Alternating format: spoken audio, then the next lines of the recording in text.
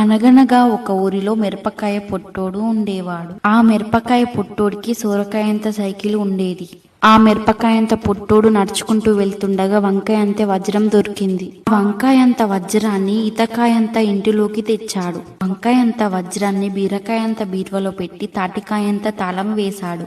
మిరపకాయ పొట్టోడు తాటికాయంత తాళాన్ని వేస్తుండగా దోసకాయంత దొంగోడు చూశాడు. మిరపకాయ పొట్టోడు సాయంత్రం బయటకు వెళ్ళగానే దోసకాయ దొంగ వచ్చి తాటికాయంత తాళాన్ని పగలగొట్టి వంకాయంత వజ్రాన్ని ఎత్తుకెళ్లాడు.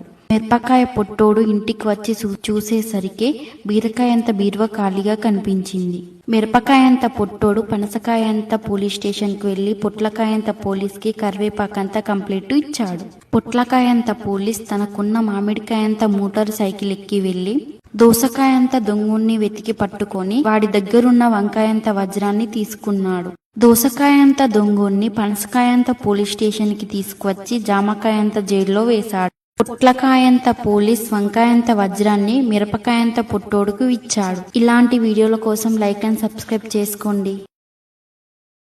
Download ShareChat.